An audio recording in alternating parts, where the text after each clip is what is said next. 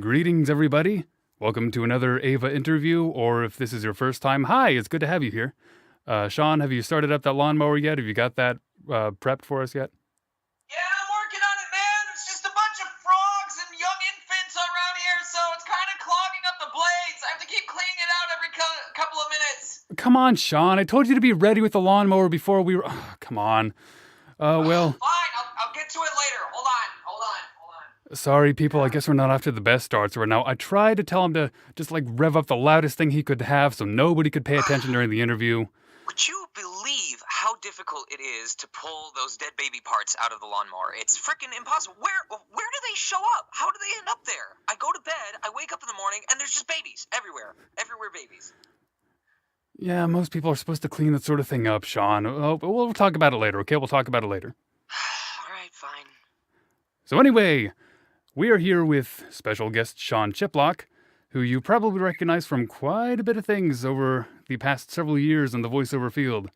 So we know Probably you know more him. like the last 2 or 3 years, I'd say. Definitely, I've been voicing for several years, but I think it's only within like the last 2 to 3, maybe 5, if we're being generous, that things really started snowballing. All right, we'll definitely get into that too. But you may recognize him from such things as Shin Megami Tensei 4 Apocalypse as Navarre, a little ghostly Navarre, as I recall.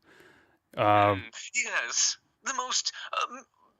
I'm trying to think of the proper term. Affluent and distinguished Mikado samurai.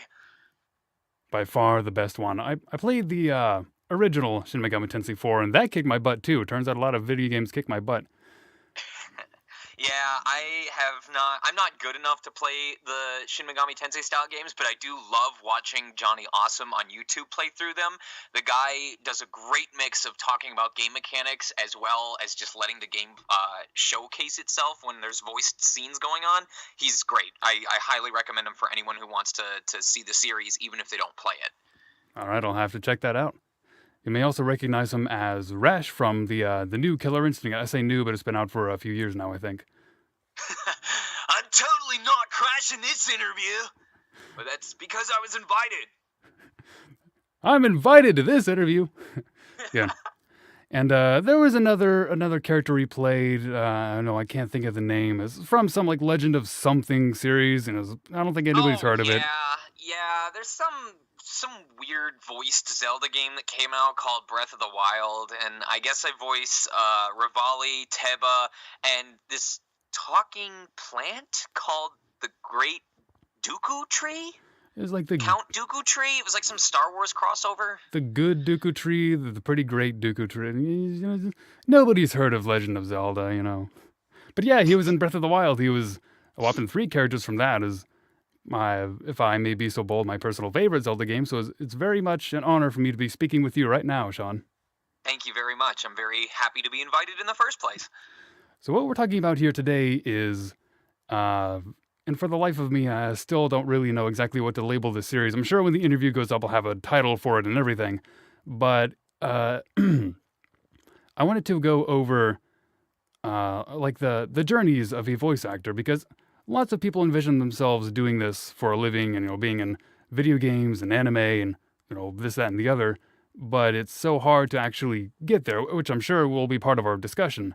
So I want to take a look at the people who have kind of been there and done that, and they're living the life that to an extent that so many people have kind of dreamed of. So Okay. it's a look at how did you get there and what can we learn from it? That's a really, really big question. And I don't just mean big in terms of the scope of what it can cover, but just big in terms of the amount of answer I could give, because how did I get here as into where I am today was the result of literally over 10 years of waiting and practicing and taking opportunities of all different kinds. And so I can't even imagine where to begin. So the question is, where would you like me to begin? Well, I figured first, just to break the ice, we will have icebreaker questions, which I assume is why we call them icebreaker questions. Sure, go for it. All right, fire it away. Sean Chiplock, what is your favorite color? Ooh, blue, for sure. It used to be green, but now it's definitely more of like an ocean blue. And it will stay blue forever, right? As long as Mega Man and Sonic are still good, then yeah. hence Sonic Mega.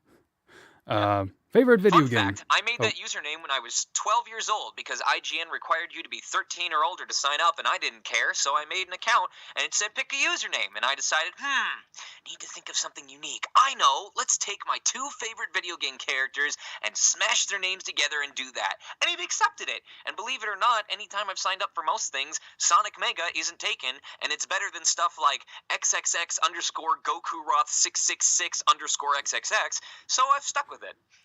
That Good works. job, 12-year-old me.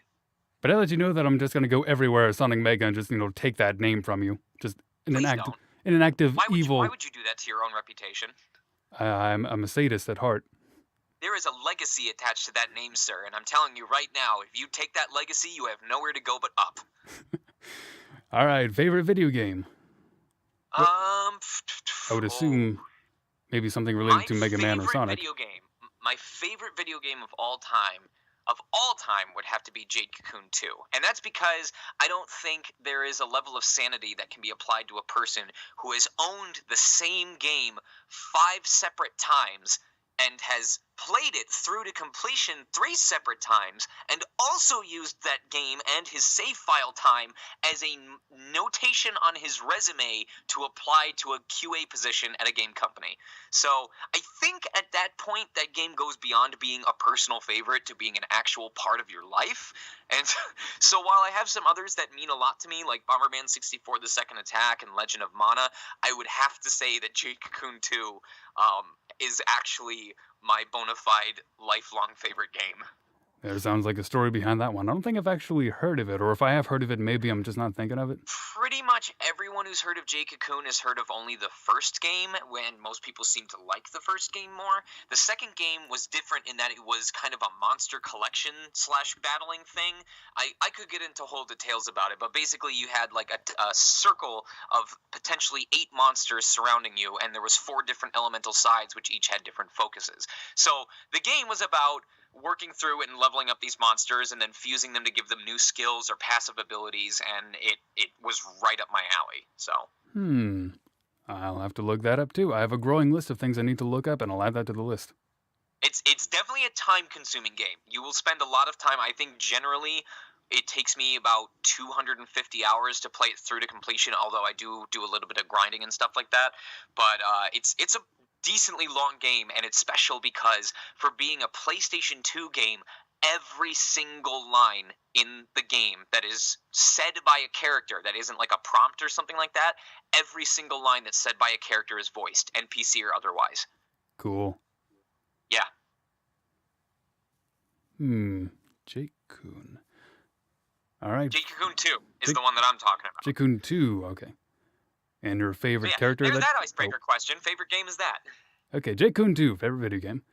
I think I might know the answer to this one, but I'll hear your opinion. Your favorite character that you voiced? This is always actually really, really hard to answer because people say, what is your favorite role, or what role did you like the most? And the problem is that every role that I have played has some sort of significance to me. Like choosing your children, when right? It's just, huh? It's like choosing between your children, right? I mean, maybe I'll have an answer for that when I have kids. But it's like, I'm sure the one that most people tout is me playing as Zenke from Fairy Fencer F, because I've always said that when I first started out, I really wanted to play a character type like Dis the Rose, who was portrayed by Liam O'Brien in Tales of the Abyss. And Zenke was that first time that I was really just allowed to go all out, to go super insane, and the more crazy and bloodthirsty I sounded, the more the director loved it, and the better Zenke sounded as a character. So that was like a moment of personal validation where I got to really do the kind of role I wanted to do and had an absolute blast. But that doesn't mean other roles haven't been important. For example, Diabel from Sword Art Online only showed up in 1 episode. Like, he was only in 1 episode, he wasn't around for that long, and looking back on it, I think there were a lot of things about his performance that I could have improved, but he was still my first named, actually central focus of the episode anime role, and it was the first time I'd ever been on Toonami, which was a huge deal to me as well. So he's special for that reason. There's a role coming up that I can't say any details about, but am super excited about because it's my first major role, like even bigger than Diabel could have ever been. And that's important to me because of the amount of sessions and the amount of dedication and consistency it took. Breath of the Wild is important for a whole multitude of different reasons because Deku Tree, maybe some people consider him to be my weakest performance, but he was also originally the only character I was cast as for Breath of the Wild, and it was Oh, after wow. we started, or after that role came along, that I ended up having an opportunity for Revali and Teba. So if I hadn't been cast for Deku Tree, the other two may have never happened. But Teba was also special because that was the first time that I knew in my head what I wanted the character to sound like, and the director completely agreed. So what you hear from Teba is 100% my creation. There's no tweaking or anything where they were like, do it with a little bit more of this or a little bit less of that. That was me. And then Revali is special because he was extremely frustrating because I thought I knew what he was going to sound like, but he didn't sound like that, and I had to start back from square one, and it was super daunting. I have an entire Facebook post talking about how difficult it was, but how meaningful it was to go through that kind of struggle with a character I loved so much. So long and short of it is, you can name any of my roles, and I can give you a personal story or a metaphorical story of why they are important to me. So it's really hard to just give a single answer to that question. Wow, there are a lot of. It's a really neat part of this profession where I guess you just have so many stories, and obviously a lot of different other professions can have all kinds of stories. If you're a plumber, you probably have all kinds of stories. But I think as a voice actor, it's a really cool thing that every role you do kind of helps you grow in a new way. Ideally, that's what I want to happen, is that any role I play will have something that I can pull from it. Because if I get to a point where I just start doing roles for the sake of, oh yeah, I've done this voice, oh yeah, I know how to do this character archetype, then you don't really learn, you're just doing. And when you're just doing, you don't give yourself an opportunity to reflect and take new lessons and refine your skills further and get better and better and better. You don't want to coast, because when you coast is when you start dying as a performer. A very good point. So I'm moving from that. I kind of feel like we jumped from something very profound to something very simple. Favorite food? Japanese curry. I love curry. I love spicy food in general, and I love seafood, and I love dairy, and they all mess with my digestive system. But Indian curry was a personal favorite. When I had my QA job, every single day for lunch, I would go to this place called Masala Craft, and I would get the same chicken tikka masala, because it was a really hot and moderately spicy curry, and it tasted great, and now my mouth is watering just talking about it.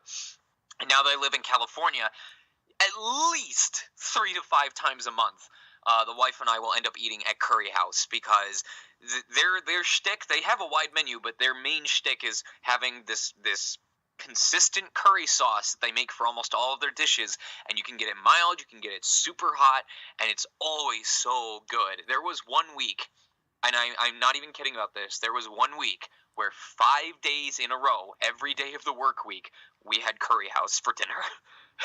And it was And we totally didn't worth it, regret right? it. It was so good.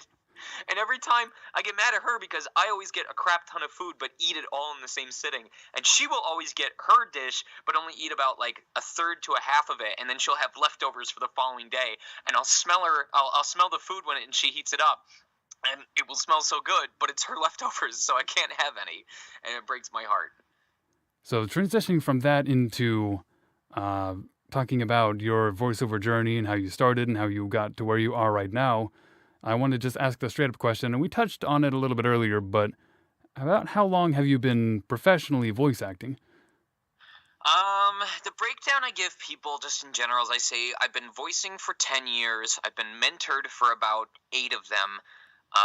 My first paid job was about 5-6 years ago. Professionally, I've been doing it consistently since 2013, middle of the year. Yes, middle of the year 2013. And I would say full-time was around 2015. And then I've been with SBV Talent represented as for voiceover since about 2-3 years ago. So I would say professionally has been for about 5 years, but it's only really been in the last 2 to 3 that it's become a full-time focus. That's great. One thing I've always gotten from the people I've talked to and my own experience is that it's not an overnight thing. I mean, it's not like there's one magic trick you can do to automatically make yourself successful in voiceover and There's all that. absolutely not. Like when when I go to conventions, I have a panel that I offer called "I'm Not Crazy, Only Five of Me Are," and a lot of it is talking about my personal path, like how I ended up in the industry. But there's as many different ways to get into the industry as there are people trying to get in. Like, you could do it my way, which was mostly just connection network or through clients. There's people who get into it by having friend peers who make referrals to agencies and clients rather than the clients themselves. There's people who do YouTube channels or become YouTube content creators, and that's how they end up joining the union or making their content or getting known. There's people who have parents who are in the film industry or in Hollywood, and that's how they get. There's so many different ways. And so the problem is when people ask, how do I get into this business? There's no clear-cut answer on to how your path is going to go.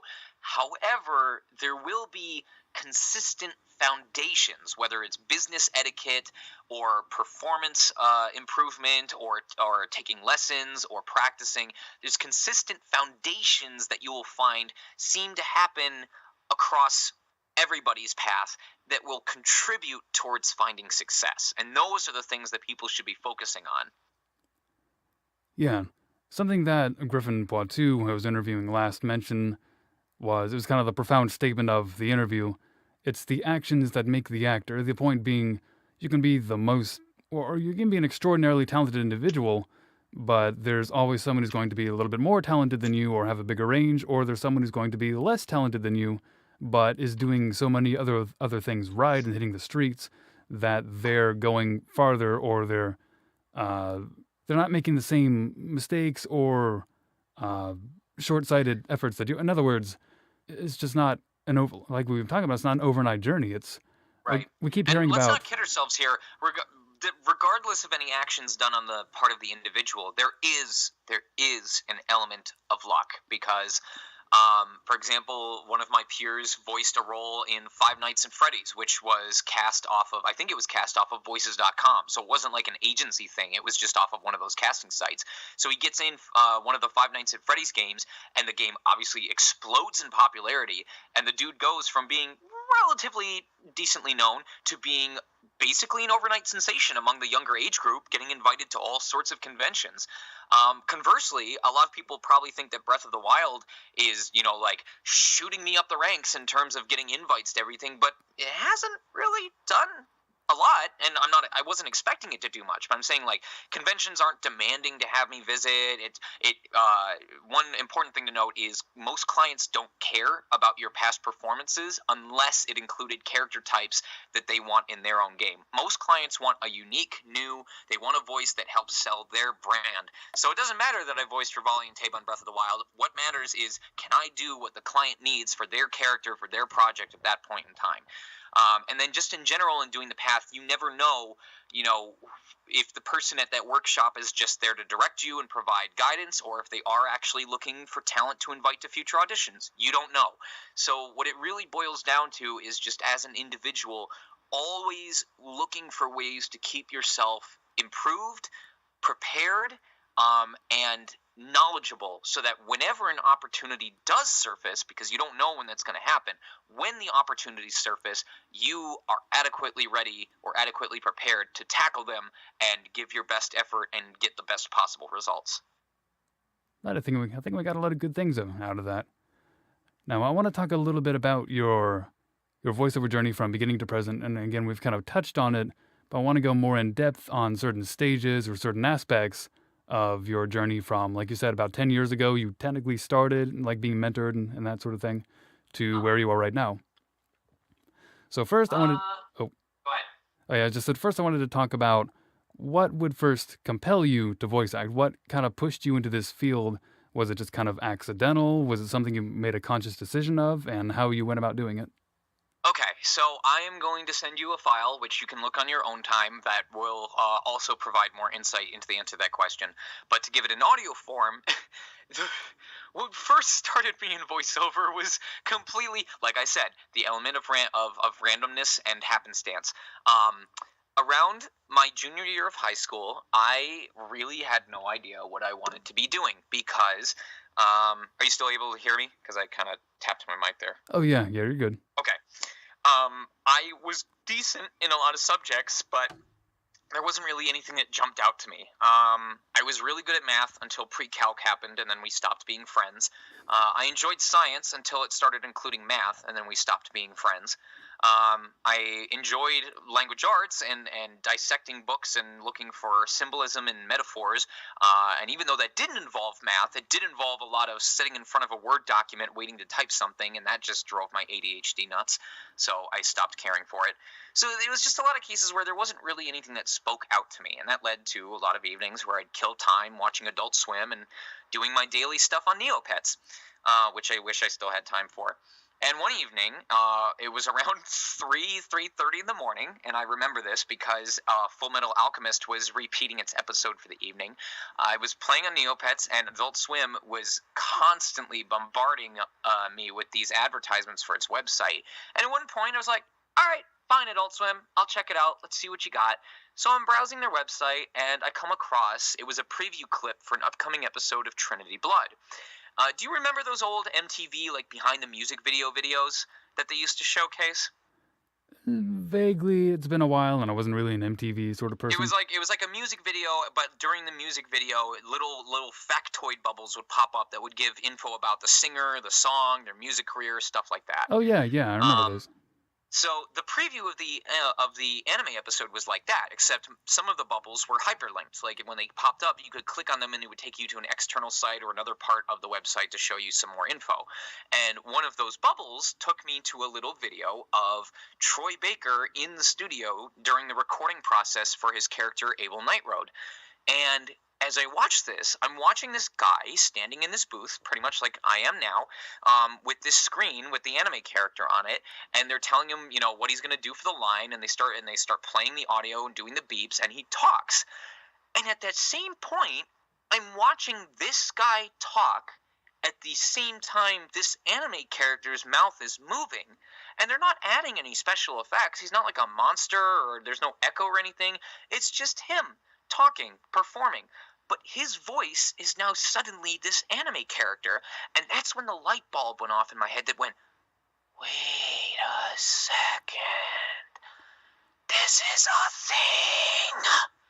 And that was the first time that something really just stuck to me. It was an opportunity for all of the energy and excitement and commitment that I would have. Back when I was younger, my brother and I would constantly play Nintendo 64 games, and when we were playing together, if the characters had dialogue boxes, we would take turns voicing them. So here was this thing that I had already been doing just as a fun pastime without any business thoughts attached to it, and now I was learning it was an actual career. And that's when I decided to go full focus into it. From there, I know that's just the very, very start, and we've already been talking this long. A lot of my career I owe to my mentor, Devin Mack, because when I first started, I was basically a Newgrounds forum poster and talking about, guys, I finally found out what I want to do in life. But it was Mack who found me and said this. He said to himself, I guess this kid has a lot of potential, and he seems like he's really going to be committed. I want to see if I can help him out. And to my knowledge, he took me under his wing as his first protege, as he started taking on this directorial role of helping guide new talent to higher levels.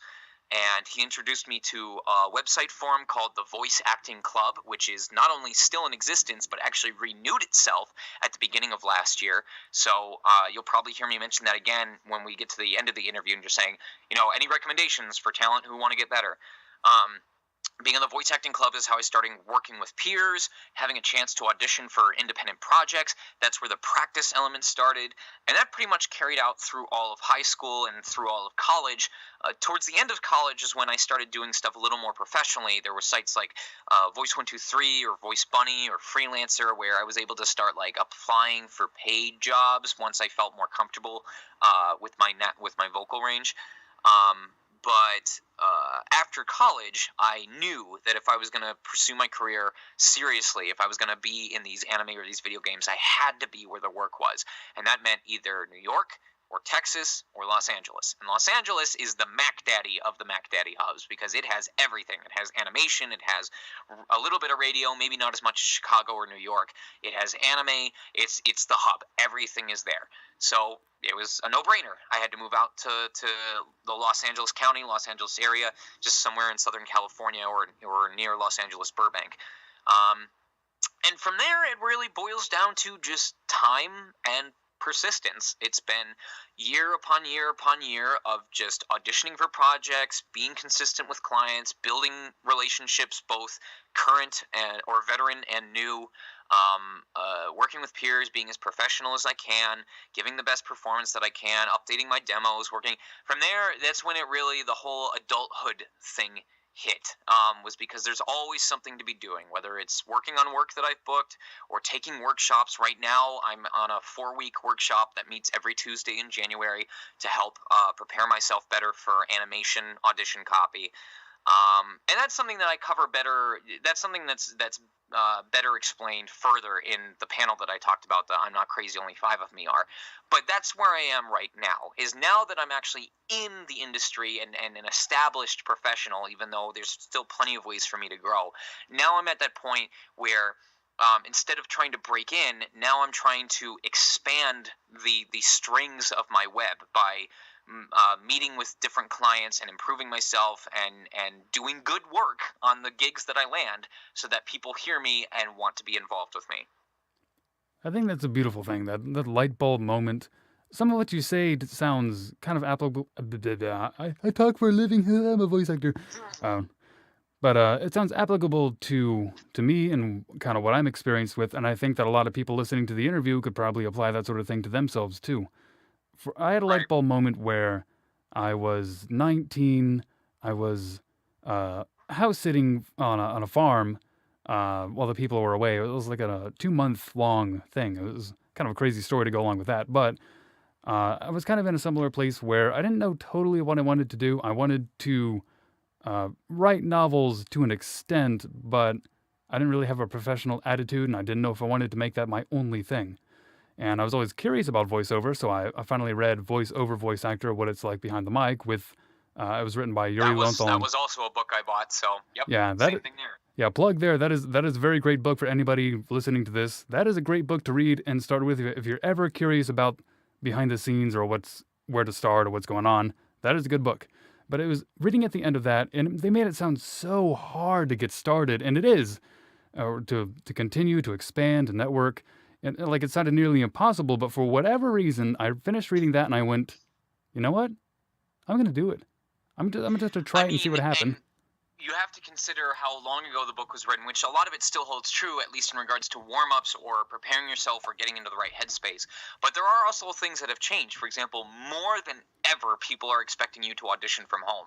And that means that if you know how to direct yourself and you're willing to invest in a decent quality home studio, you technically, I mean, for gigs where they're going to have you record at a studio, because when people think of voiceover, I think most people in our generation think of the anime and the video games, and not many think about the fact that, like, there's commercial and business narration stuff too. I do a lot more studio work than I did even last year, but most of my income still comes from these one-off freelance jobs I do online for places like Voice123, where it's just the company that needs a radio commercial done, or one of those typical, this is Mike. Mike is shopping for health insurance, that kind of thing. Those are bread and butter too. That's how I pay my rent.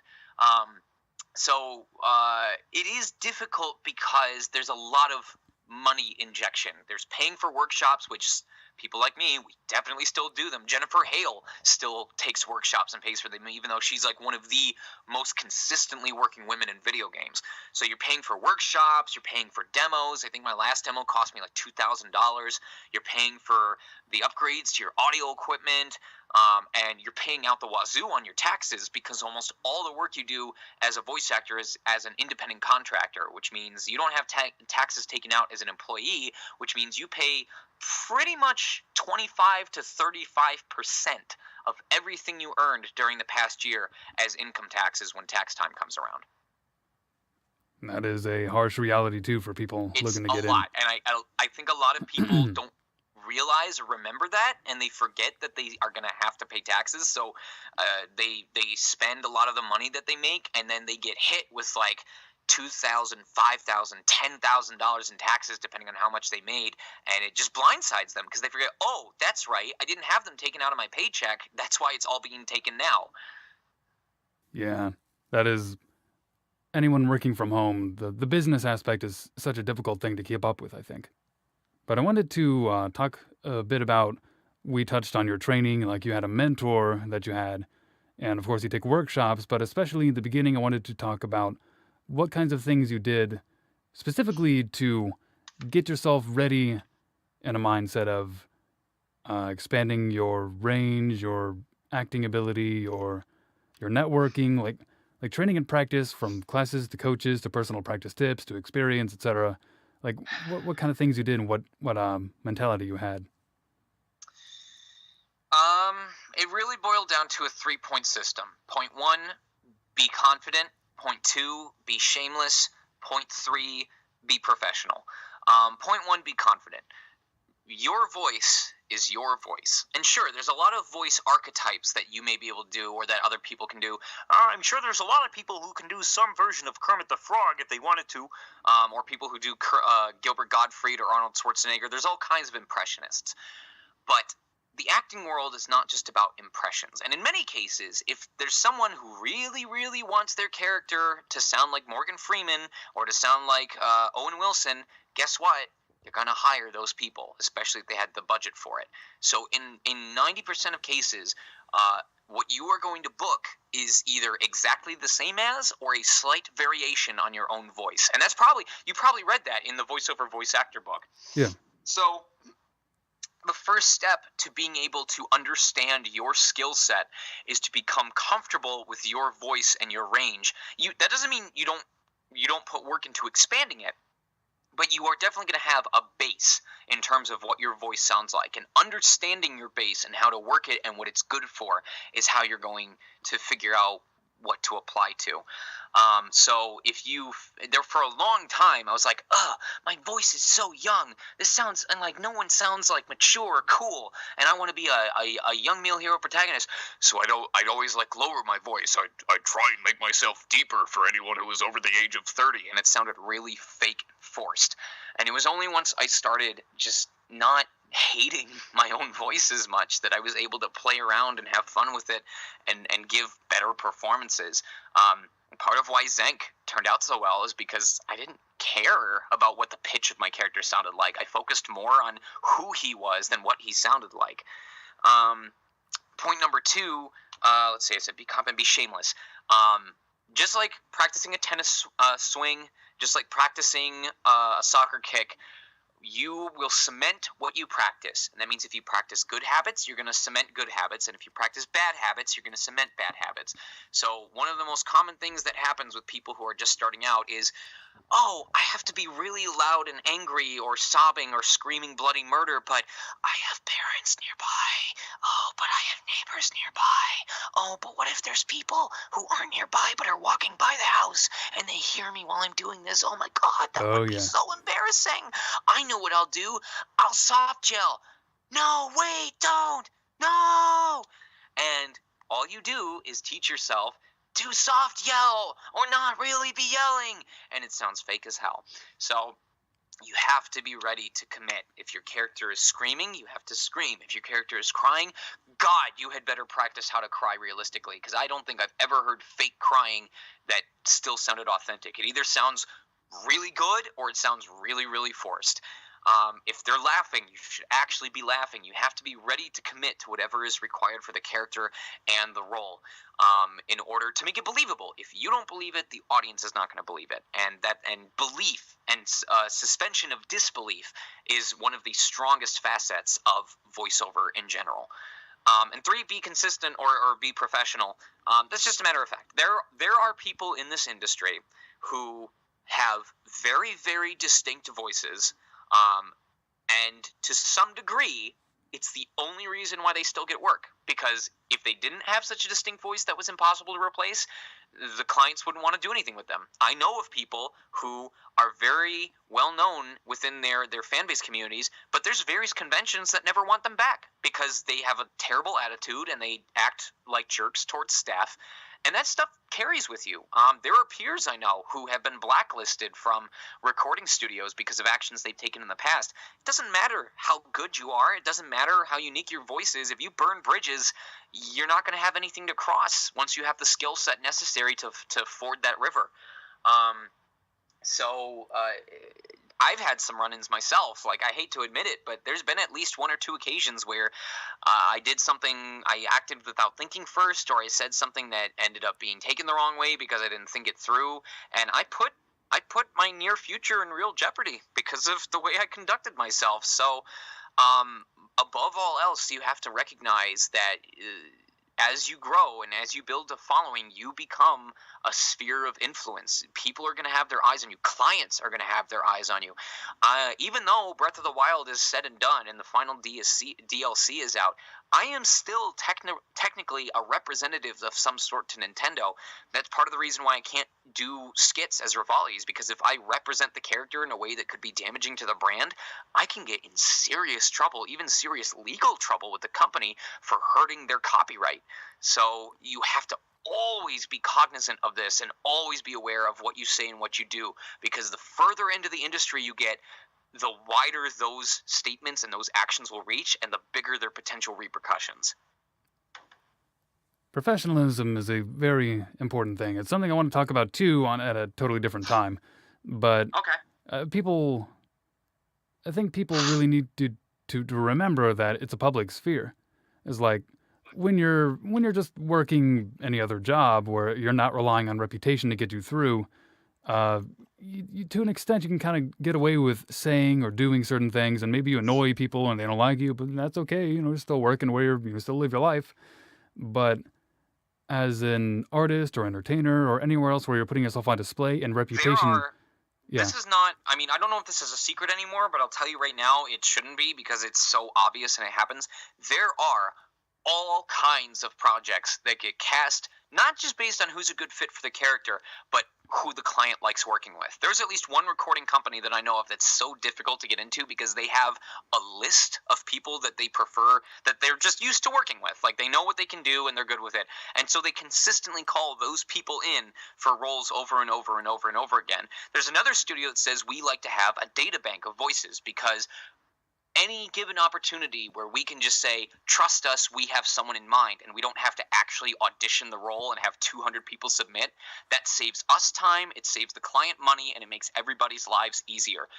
So being good and being on the good list of people you want to work with is 60% of the way there to just getting a role you want, because if they like working with you, if you make their jobs easier, they will want to work with you.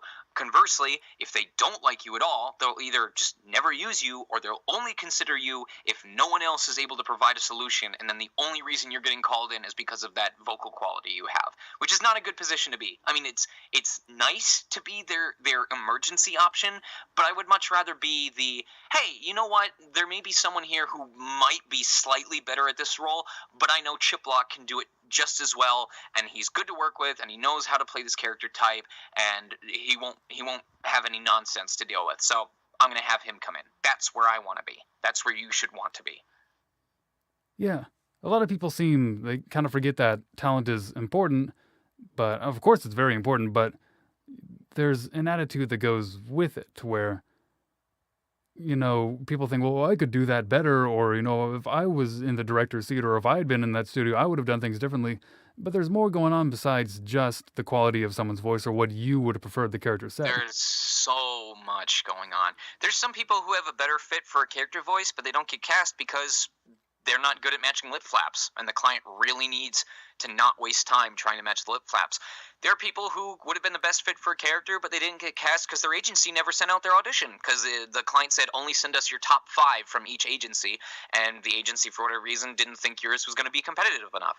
There's people who have or have not been cast because the client was going to look through 25 auditions, and then their wife had an emergency, or their significant other had an emergency at home, and they only ended up having time to listen to 10.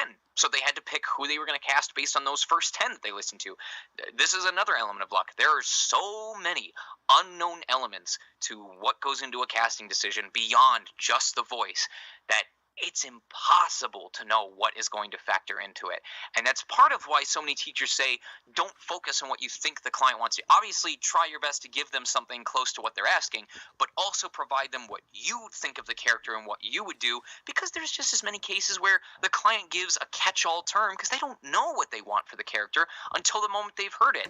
And your best performances are almost always going to be the ones that you give based on your interpretation and that you have the most fun with, because it's you doing you. So again, this is part of why it's so difficult, is because there's so much that's not under your control, and a lot of people struggle with refining what is under their control, and all of this comes into play, and you somehow have to find success in an industry where most of the work you do doesn't get paid because auditions aren't paid. It's only the jobs you actually book, which means you had to beat out between 50 and 500 other people for it. Right. So it's a mixture of being good, being persistent, and just being plain lucky, being ready when the element of luck comes. To give people an idea, this is just strictly speaking of freelance, on any given week, I send out between 25 and 50 auditions to Voice 123. And this is just what I choose to audition for out of all the notifications I get. This is after I've deleted the projects I don't think I'd be a good fit for. So 25 to 50 per week easily. Maybe I'll book between 1 to 3 of those. If I book 3, it's been a good week. If I book more than that, it's a freaking miracle. But it's never a guarantee. I've had weeks where I've auditioned for all of them and then never booked a single one off of it. But I have to do that week in, week out, and not give up hope, because I'm only potentially going to get out of this a fraction of what I put in. And if I put in 0, I'm not going to get anything. Right. That kind of leads into another question I wanted to talk about.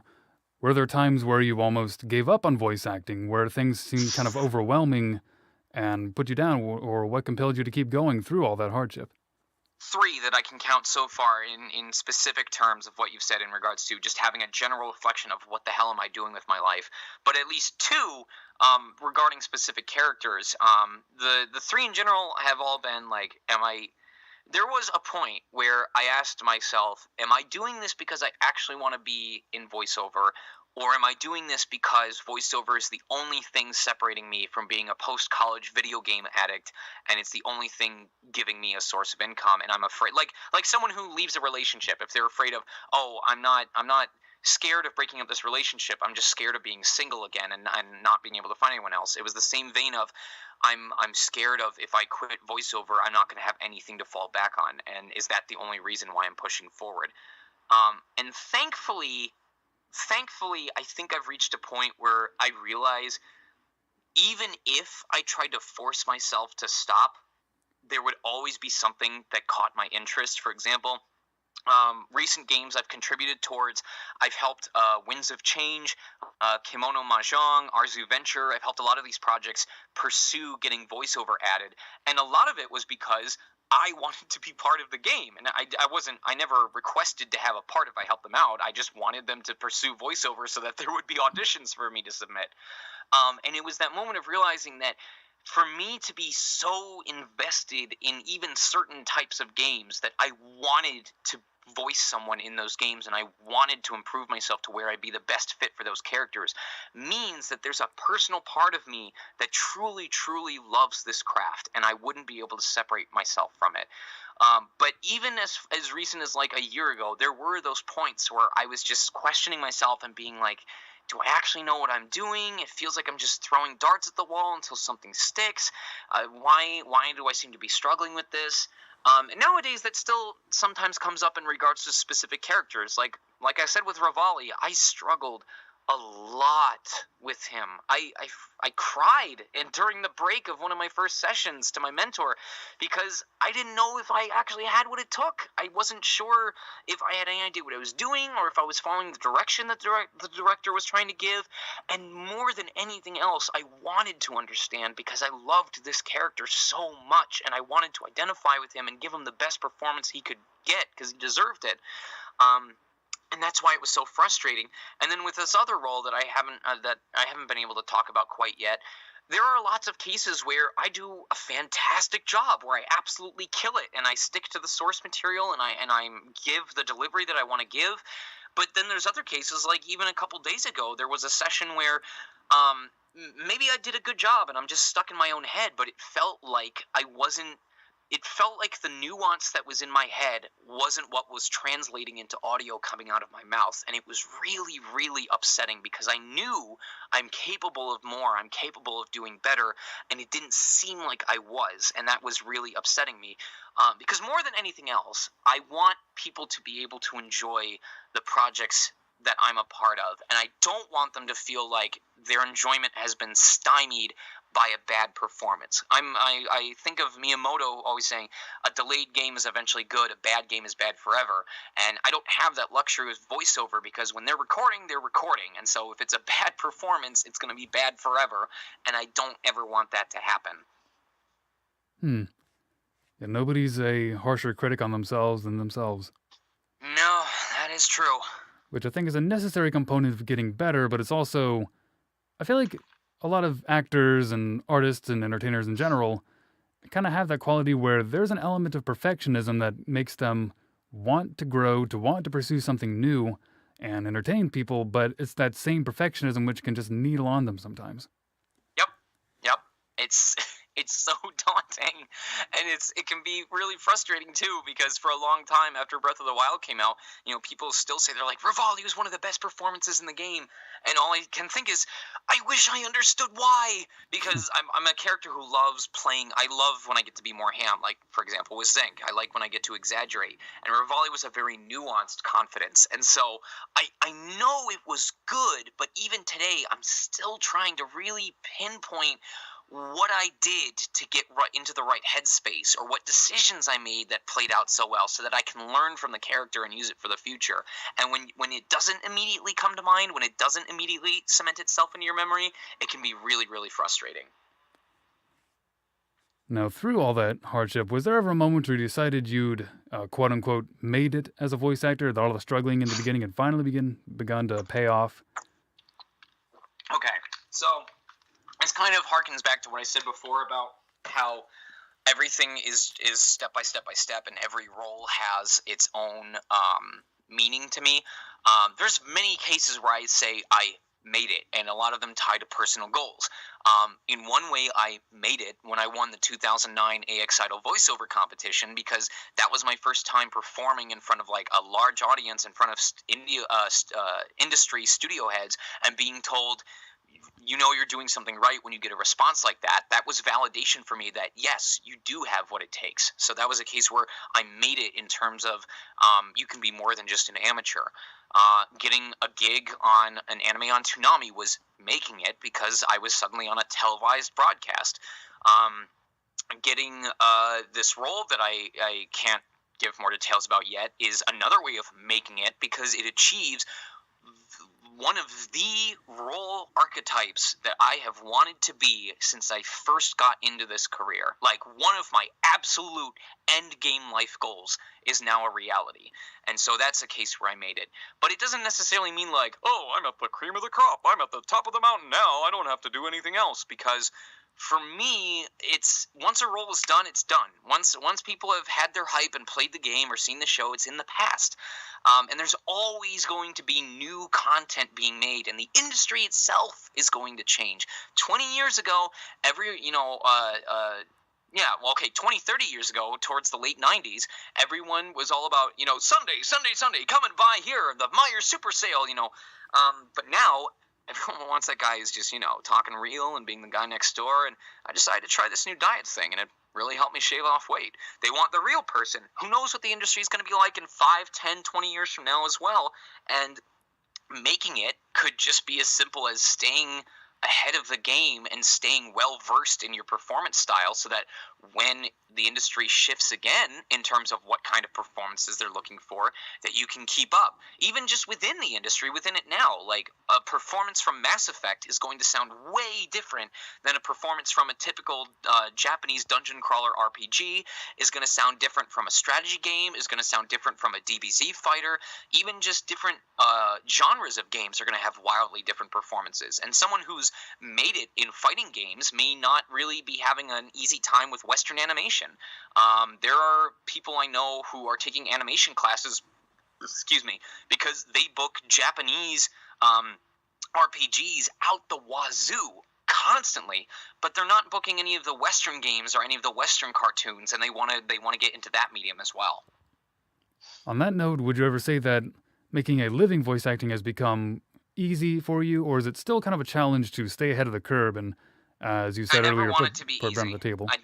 I don't want it to be easy, because the minute it becomes easy is the minute that I start stagnating again. I have an event from my past that constantly haunts me, because shortly after the AX Idol competition, I had this mental state of, I know what I'm doing.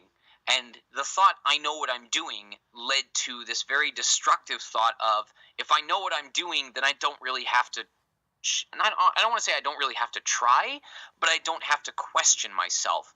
And that led to almost 2 straight years of giving phoned-in, god-awful, just inauthentic performances, which thankfully was during the time when most of the work I did was for stuff like machinima or independent flash animation, so it wasn't like actual studio stuff. I wasn't giving this kind of performance to a studio head as a first impression.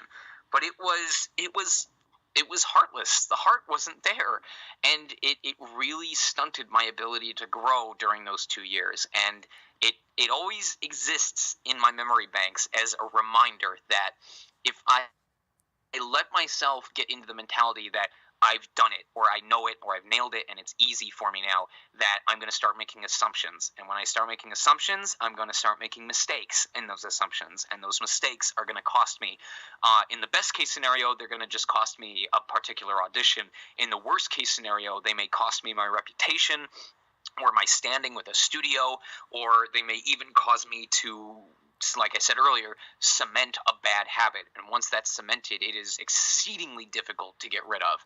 So, has it become easy?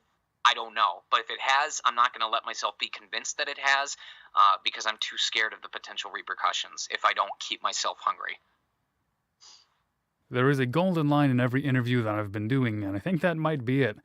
How did you just phrase it?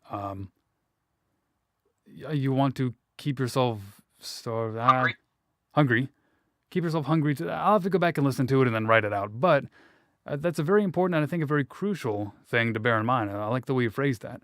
Where, I mean, to an extent, there are people like voice actors who do voiceover full time, and they don't necessarily have to fight uphill so much to get work. But at the same time, you don't want it to become easy either, because that's when it starts going downhill. You start making mistakes and not questioning yourself.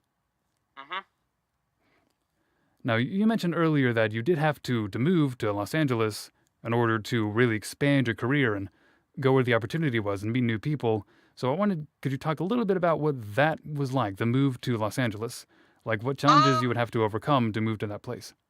It's pretty anticlimactic. Like, it would probably be more harrowing and more dramatic if I were struggling financially, like almost everyone in our generation is. But I'm going to be upfront about it. Having a good knowledge of what I wanted to do before I went into college helped me start focusing on it when I was in college. I had a scholarship helping pay for part of my tuition. I was doing freelance work, and then obviously since I wasn't really doing much while at college, there wasn't a lot for me to spend money on, so I just started saving it up. So I would recommend that anybody who moves out to California have, at least a year or so of rent saved up that they can fall back on, even if they don't land any work. But I already kind of had a small savings when I moved out. I had enough if everything went terribly, terribly, terribly, terribly wrong, that I'd still be able to tuck my tail between my legs and safely get back to home in Michigan. But I did have the finances, and I made it work for me. I waited to move out until I had an interview lined up for a secondary job. Like, I didn't just move out and then immediately start doing voiceover full time. I had first a night shift, graveyard shift job that I took so that I could work during the night and then send auditions during the day before I passed out. And then even after I left that job for a while, I did do the QA job partially to give myself extra money and because I just really like playing games. And I was like, I should apply that towards a job and help give good quality games to gamer populaces. And then for a while, when I had a lot of downtime, I wasn't leaving the house very often for studios. I actually got bored enough that I said, you know what? I'll see if I can book this job at Disneyland. And so I auditioned for Turtle Talk, and I managed to get in. Which may have helped because one of my colleagues was Joe Hernandez, who also voiced in Breath of the Wild as Daruk. So like I said, those opportunities or the random luck that may help your chances. So the only reason I ended up leaving that job was because shortly after I got it, my career had a little skyrocket where just the amount of work I was doing and the amount of auditions I was getting since I'd recently joined the union had easily doubled or tripled my daily workload, and I couldn't make all of it work anymore. So back to the question of when I moved out. It's anticlimactic because I had the emergency funds. I had the living conditions lined up. And once I got there, it was just a matter of keep doing what you've been doing, let studios know that you're local. As a result of the AX Idol competition, Bang Zoom knew about my existence, so it was just a matter of letting them know that I now lived in the area, and they were able to start building that reputation with me by having me come in for Wallace sessions or minor background character sessions, just working my way up the totem pole. And that's really where the element of time came in. It was just time and practice and using my money wisely or saving it wisely so that I could afford workshops. And that's what started the real trend of just keep yourself focused and keep yourself prepared. And then whenever you get a chance to perform, do your best work and the results will follow. So people would be surprised. There's very few occasions where it's just, oh, this one thing made my entire career. Maybe that happens in the film industry more often, or the live action on camera industry. But in voiceover, it's a lot of just doing the same thing over and over and over again. Wake up, send auditions, see if prepare for workshops or whatever you're doing, network with peers when it's appropriate. It's a daily routine, and that's where it's difficult, is because you have to do that daily routine over and over and over and over and over and over again, day in and day out, regardless of how much or how little I want to do voiceover in that particular day. And I have to always give it 100%, because if I'm not feeling it or I'm resistant to it, it's going to show in my delivery. If I'm trying to read as an enthusiastic college student and in my head I'm going, I absolutely want nothing to do with this project right now, I am so tired, it's going to come through in my voice and it's going to sound like crap. So definitely it's a matter of timing and being prepared, which I think goes back to, like we were talking about voiceover, voice actor with Yuri Lowenthal and Tara Platt, the book that they wrote years ago. The one thing that's still true is how does the phrase go? Preparation plus opportunity meets or equals luck. Is what I mean. Opportunity plus preparation equals success. Yeah. So it's not just a matter of, you can call it lucky, but it's a matter of persistence and preparation. The opportunity can come around, but if you're not prepared, if you make a Hail Mary pass and move to Los Angeles and you've got nothing saved up and the worst happens and you have to sell your car and you have to move out of the house, and obviously you've got an uphill battle about you. So it's, don't just throw caution to the wind as much as you can. Have a plan and be prepared. Yep. So I think we're going to start wrapping it up, but at the end of the interviews, I like to go through, I'll ask who I'm interviewing to kind of name 3 things of a certain aspect or an issue that can help listeners know a little bit more about what to expect. So in this case, could you name 3 things, just like 3 cornerstones of everything we've talked about, that you think really helped your career grow in the beginning? And like you said, there was, confidence, shamelessness, and... I was going to say, I kind of answered my own question. Yeah. And I guess the way I can extrapolate is to give how those 3 statements apply to my own personal career as like, hey, I'm saying to do this, so let me tell you how I applied it. Be confident. When again, this is also detailed in the Facebook post, when the Breath of the Wild audition came out, at one point I figured out what I thought the game was going to be. I figured it either had to be Dragon Quest or it was the new Breath of the Wild. And when I realized what I thought it was, obviously there was that moment of, holy crap, is it actually for that game? But I didn't let it prevent me from trying out anyway. I didn't think about how many other people were trying out. I didn't think about how perfectionist Nintendo might be. I didn't think, well, what are my chances as a person who's only been in this industry for such and such years when there's people who've been doing this for 20 or 30? What powered my brain was, God, how cool would it be if... And that's what drove me. I was like, I'm going to do the best job I can do and how I would play the character because I would have so much fun playing as this character. And that contributed. I was confident. I believed. Believing that you can does not guarantee that you will, but it provides the chance that you could. Does that make sense? Yeah, I like that. Believing you can doesn't guarantee that you will, but it provides the chance that you could. So... I swear I'm going to put these up on my wall. Just every interview comes out with another golden nugget. So that's the be confident. Be shameless is pretty much self-explanatory. I give everything for the roles that I do. That's part of why there's not a role that I don't care about, is because there's some element to each role that I pour myself into, or I've wanted to be that archetype, or I consider it a challenge, or I want to challenge my range and try something new and surprise them. Deku Tree is not my wheelhouse, or it wasn't part of my wheelhouse. He's a very deep, a very wise character, and I had to adapt what I knew I was capable of doing, my vocal range, to what I wanted to do to find a happy medium that sounded different but authentic. And if I had been too scared, if I had been too nervous about trying to play that character type, then again, it would have shown through my performance. And the persistence speaks for itself. The only reason why I've found the successes that I have is because of all the failures that I've done. I know it sounds super boring and super cliche, but it exists and it keeps getting repeated because it's true. For every role that you guys get to see me announce, like there's one, I think there's 2 or 3 upcoming within the next couple of months that I'll get to talk about. For those 2 or 3 roles that I'll finally get to talk about, there are easily 20 to 30, maybe as high as 100 that have come and gone, and I've auditioned for them and nothing came of them. The only ones that you hear about from me are the ones that I booked. But there is a veritable voiceover graveyard of all the auditions that I've sent out and just completely forgotten about. For this small pile of genuine accomplishment in front of me, there is a massive graveyard behind me of all the stuff that I've tried at. And regardless of how big that graveyard gets, I can't let myself give up, because the moment I give up, that success pile will get smaller and smaller and smaller and smaller until it's gone. And there's nothing new to replace it, and I'll have nothing else to talk about. So if I want that pile to stay populated, I have to keep working for it. When you think about it, I mean, like you said, it's kind of a cliche thing to say, but success is built, especially in voiceover, as it pertains to very many other things. Success is built on failure. It's not in spite of failure, it's because of it. Pretty much, yeah. And based on your past experiences and struggles, kind of flipping into the other side, and I don't know what analogy I'm thinking of. I'm wiggling my hand trying to flip it over, but I don't know what I'm doing. Can you name 3 things that other voice actors who are trying to meet some sort of success might be struggling with?